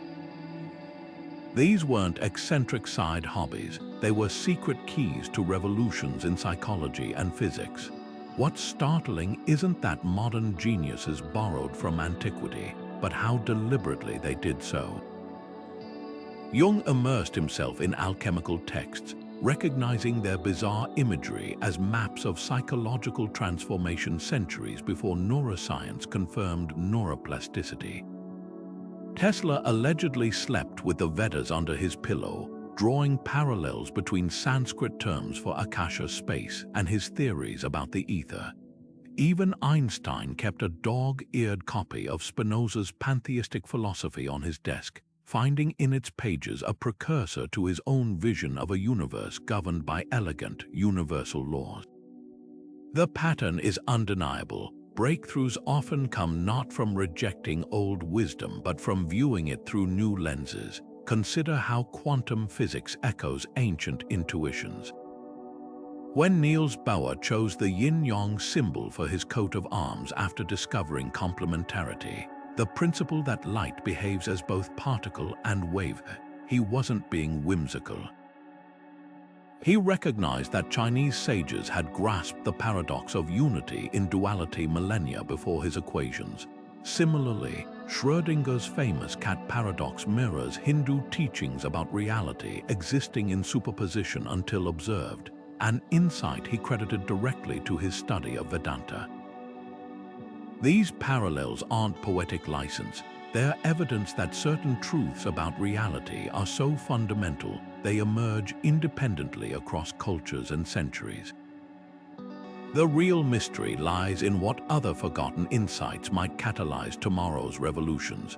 Traditional Chinese medicine's meridian system, once dismissed as fantasy, now finds validation in studies mapping the body's premovascular system, a previously unknown network resembling acupuncture channels. Aboriginal Dreamtime stories describing land formations match geological records of ancient sea levels, preserved orally for over 10,000 years. Even Plato's allegory of the cave, with its shadows on a wall, takes on eerie new meaning in our age of virtual realities and algorithmic bubbles. Perhaps the greatest lesson here is about the nature of progress itself. We imagine history as a straight line from primitive to advanced, yet time and again, the cutting edge circles back to recover what was lost. Like archaeologists sifting through layers of sediment, today's innovators are finding that the deepest strata of human thought often contain the richest ores. The future might not belong to those who dismiss the past as obsolete, but to those who recognize that every generation rediscovers truth in its own language, and that the ancients left more untranslated pages than we ever imagined. The Nag Hammadi codices didn't just sit buried in the Egyptian desert for 1600 years by accident. When a farmer stumbled upon these ancient Gnostic Gospels in 1945, he unearthed more than crumbling parchment. He exposed a spiritual rebellion deliberately erased from history. These texts spoke of a radical idea, that divine light dwells within every person, bypassing the need for priests or rituals. No wonder the early church declared them heresy and ordered their destruction. But someone, perhaps a monk fearing the loss of forbidden knowledge, sealed them in a jar, hiding them like a time capsule waiting for a less dogmatic age. This wasn't an isolated act. Across continents and centuries, those who challenged approved narratives faced a similar fate. Their words burned, their followers silenced, their very existence scrubbed from official records. Consider the fate of Hypatia, the brilliant mathematician and philosopher lynched by a Christian mob in 4th century Alexandria. Her crime, teaching Neoplatonist ideas that threatened the rising orthodoxy. Or the Cathars of medieval France, whose belief in direct communion with the divine led to their extermination in the Albigensian Crusade, a genocide so thorough that today we know their teachings only through the accusations of their killers. The pattern is relentless. Knowledge that empowers individuals becomes dangerous to institutions built on gatekeeping access to truth. The Vatican's secret archives offer the most tantalizing glimpse of this censorship machine. Locked behind walls stamped with the ominous Index Librorum Prohibitorum, the list of banned books lie miles of shelved secrets. Scholars whisper of suppressed gospels detailing Jesus's lost years in Egypt or India, maps predating Columbus that could rewrite exploration history, even alchemical treatises on manipulating matter at the quantum level. Officially, these documents are merely awaiting cataloging, but the few researchers granted access describe bizarre restrictions like being forbidden from taking notes on certain manuscripts or having pages mysteriously go missing during their studies. Yet the conspiracy isn't just religious. When Spanish conquistadors burned thousands of Mayan codices in the 16th century, they weren't just destroying pagan idolatry. They were erasing astronomical knowledge that predicted celestial events centuries in advance. The surviving Dresden Codex alone contains Venusian cycle calculations accurate to within 2 hours over a 500-year span. Similarly, the 19th century British suppression of Vedic mathematics in India wasn't just cultural imperialism, it was about maintaining the myth of Western intellectual superiority. Schools taught that the savage Indians couldn't possibly have invented zero or calculus despite ancient texts proving otherwise. The modern era has simply traded bonfires for algorithms. When social media platforms shadow ban content about holistic healing or ancient megaliths, when textbooks gloss over the advanced hydraulic engineering of the Nabateans or the neural acupuncture maps of the Huangdi Nijing, the outcome remains the same, a curated reality where mainstream narratives dictate what's possible to believe. The irony, many conspiracy theories about hidden history from Tesla's suppressed energy inventions to the real builders of the Giza pyramids originated as legitimate academic debates before being memory hold for challenging entrenched power structures. So who benefits from this epistemic control? Follow the money and influence. Pharmaceutical companies lobby against studies on psychedelic therapy, a practice with roots in Eleusinian mysteries and Amazonian shamanism, because healing trauma in one ceremony undermines lifelong antidepressant prescriptions. The oil industry funds climate change denial while ignoring indigenous prophecies about environmental collapse that predate modern science by centuries. Even academia funnels research grants toward projects that reinforce existing paradigms, leaving radical reinterpretations of history to languish in obscurity. But here's the twist: every act of suppression plants the seeds of its own undoing. The Dead Sea Scrolls survived 2 millennia in caves to challenge biblical scholarship. The Hermetic texts, thought lost in the burning of the Library of Alexandria, resurfaced in Renaissance Italy to spark the scientific revolution. Today, digital archivists and rogue scholars are reassembling the fragments, using spectral imaging to read erased palimpsests and AI to reconstruct burned manuscripts from ash traces. The truth has a gravitational pull. No matter how deep they bury it, it always finds a way back to the light. The real conspiracy isn't about any single secret.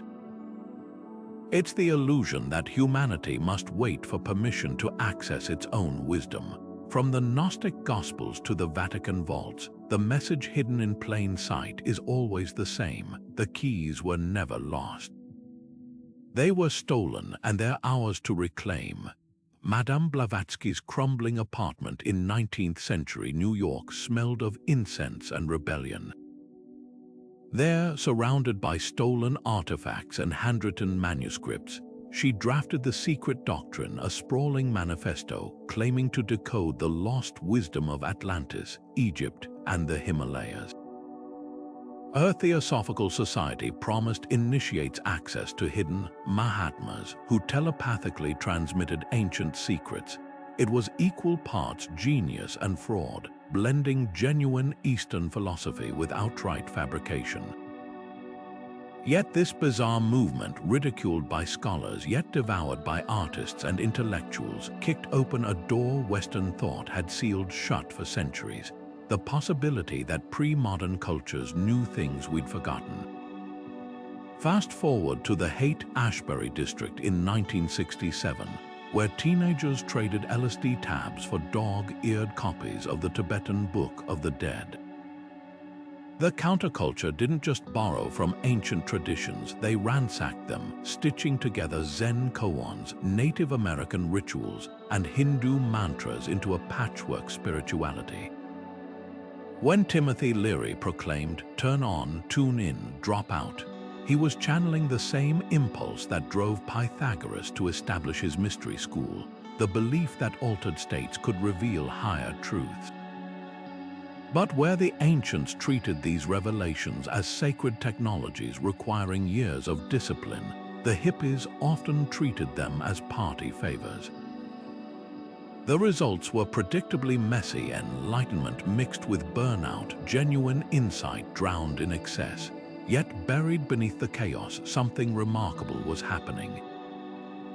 These movements, for all their flaws, forced academia to take ancient wisdom seriously. When Aldous Huxley described his mescaline experiences in The Doors of Perception, he didn't just recount hallucinations. He framed them through the lens of Meister Eckhart's Christian mysticism and Hindu Advaita Vedanta. Suddenly, scholars couldn't dismiss mystics as mere dreamers. Here was a Cambridge-educated intellectual arguing that drug-induced visions mirrored the ecstasies of medieval saints.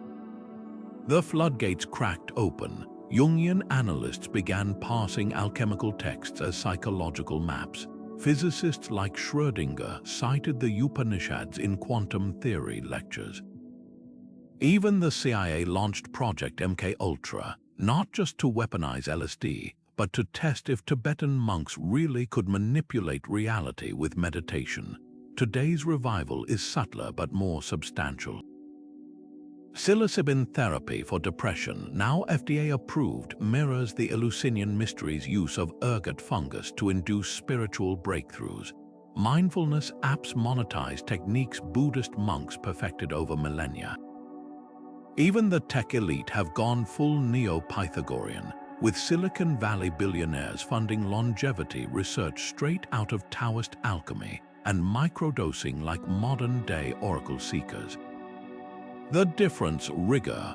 Where Blavatsky invented ancient masters and Leary played fast and loose with set and setting, today's pioneers demand clinical trials and fMRI scans. Johns Hopkins Psychedelic Research Lab employs both neuroscientists and Sanskrit scholars. Meditation studies control for placebo effects. It's as if we're finally learning to distill the wine of wisdom without the medieval hangover. But pitfalls remain. Cultural appropriation turns sacred traditions into Instagram aesthetics, yoga stripped of its ethical framework, smudging ceremonies performed without tribal consent.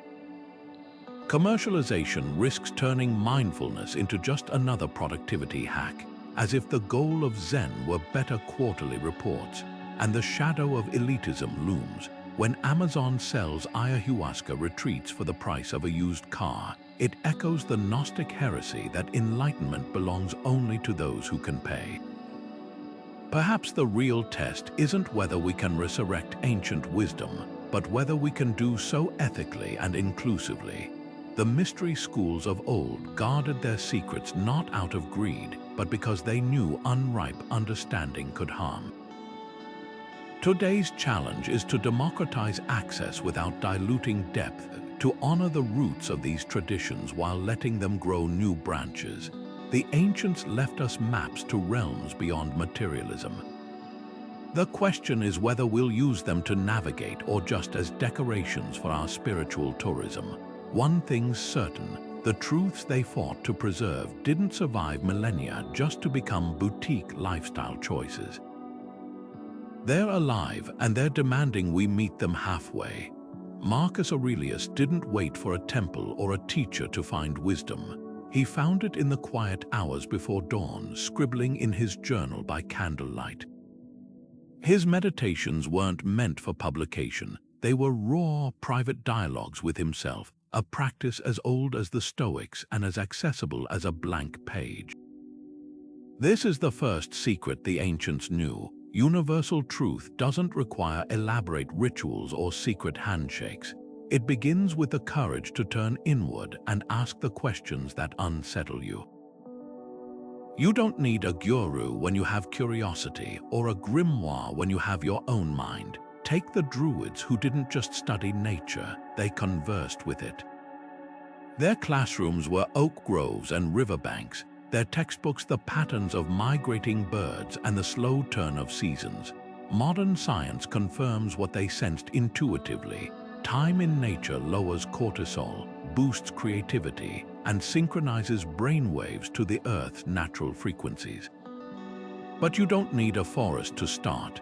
Even a city park can become a portal if you engage like the ancients did, observing the way light filters through leaves, or how ants engineer their highways. The Druids' greatest lesson wasn't about trees, it was about attention. They understood that truth isn't just found in scrolls, but in the unscripted dialogue between observer and world. Then there's the Sufi practice of Soma, listening to music or poetry until the boundary between listener and sound dissolves. It sounds esoteric until you consider how a song can shatter your defenses, how a line of Rumi can feel like a key turning in your ribs. The ancients didn't have neuroscience, but they knew rhythm and repetition could bypass the thinking mind and speak directly to the soul. You don't need a dervish's robe to try this. Put on a piece of music that moves you, close your eyes, and let it unravel you. The Sufis would say the right melody can carry you to the doorstep of the divine. The Pythagoreans took a different approach, mathematics as meditation. Before bed, they'd review their day in reverse, not just to remember events, but to search for hidden patterns where they'd acted out of harmony, where they'd glimpsed beauty. It was accountability meets mysticism. Modern psychology validates this with studies on reflective journaling, showing how writing about experiences integrates fragmented memories into coherent narratives. Try it tonight. Ask yourself, where did I resist growth today? Where did I encounter a glimpse of something larger? The Pythagoreans believed numbers govern the cosmos, but their real power lay in teaching us to see order in our chaos. Here's the radical truth these practices share. The tools for transformation aren't locked in the past. They're woven into the fabric of everyday life, waiting in the pause between breaths, the space between stars, the margins of your notebook. The mystics didn't have a monopoly on transcendence. They simply paid attention in a world distracted by noise. Your quest begins the moment you decide to meet the ordinary with extraordinary presence.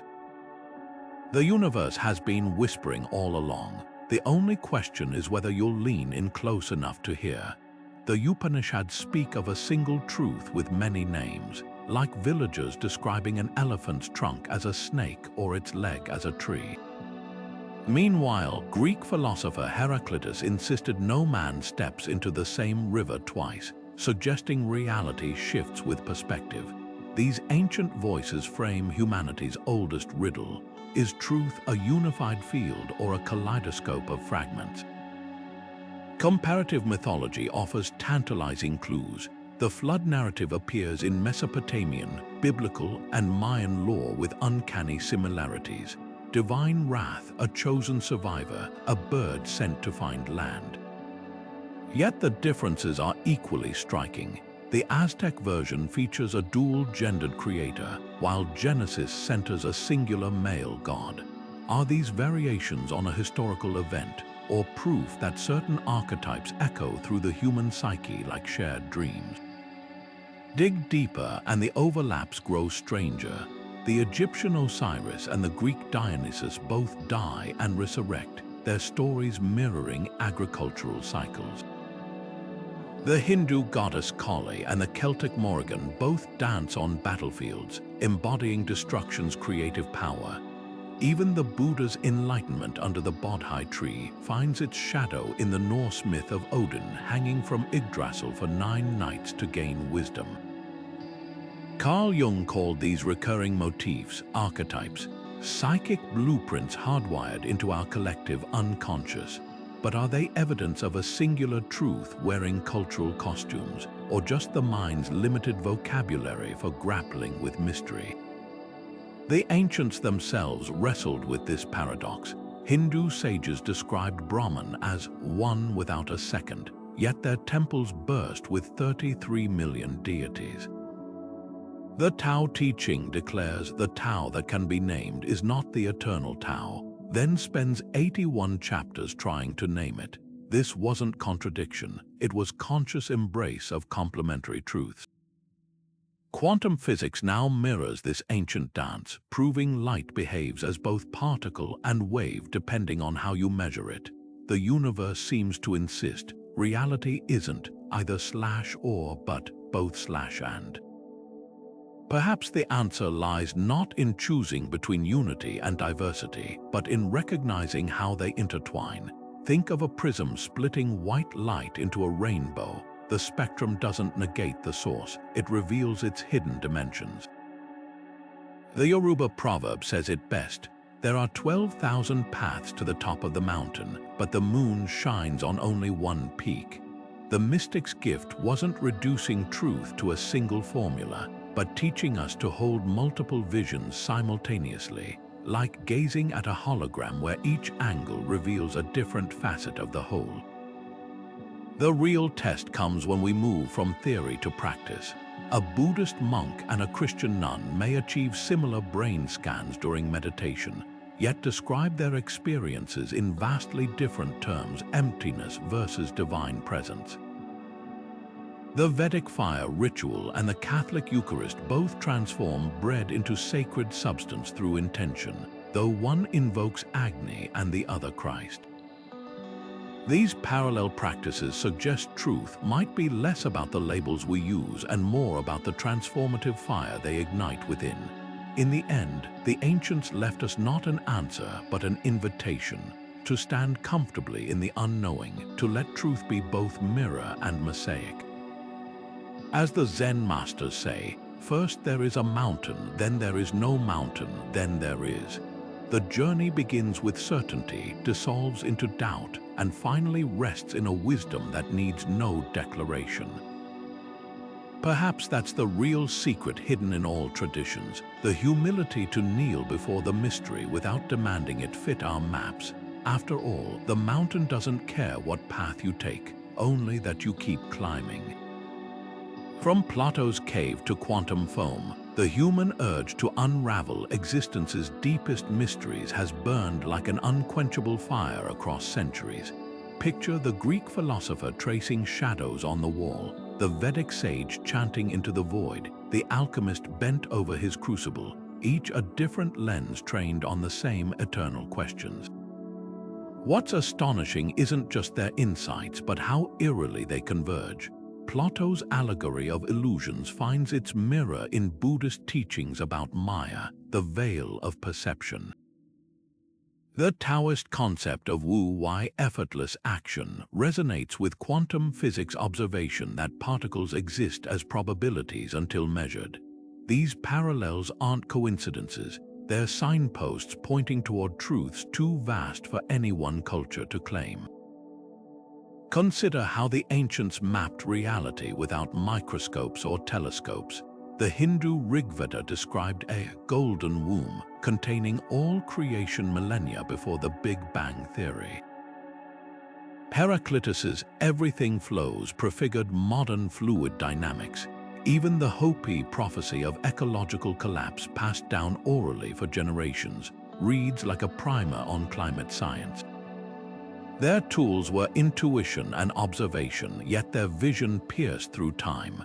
The real magic lies in how they encoded this wisdom, not in dry textbooks, but in myths, symbols, and rituals designed to bypass the rational mind and speak directly to the soul. A Babylonian star chart and a Navajo sand painting might seem worlds apart, but both are equations in disguise, attempts to capture the ineffable in lines and shapes. Today's breakthroughs often feel like rediscoveries. Neuroscientists mapping neural networks stumble upon diagrams resembling the tree of life. String theorists wrestling with 11 dimensions sound like Kabbalists discussing the Sephirot. The irony: we've built particle colliders to confirm what shamans learned in trance states that matter is energy, separation is illusion, and the universe hums with hidden connections. This doesn't diminish modern science, it enriches it, suggesting that truth has always been a mosaic, best viewed through multiple perspectives. So where does this leave us? Not at an endpoint, but at a crossroads. The ancients didn't have all the answers, they had better questions. Their legacy isn't a dusty museum exhibit, but a living challenge to approach the unknown with equal parts rigor and wonder. Whether you're a physicist probing dark matter or an artist chasing epiphanies at 3 a.m., you're walking the same path they carved. The tools have changed, but the quest remains, to peel back layers of reality and glimpse the patterns beneath. This story doesn't end with the credits rolling. It continues every time you pause to marvel at a starry sky, debate an idea over coffee, or scribble a thought in the margins of your life. Truth isn't a trophy to be won, it's a conversation spanning generations. So grab your thread, whether it's a telescope, a paintbrush, or a child's relentless why. And weave your piece into the tapestry. The most exciting discoveries aren't behind us in forgotten scrolls.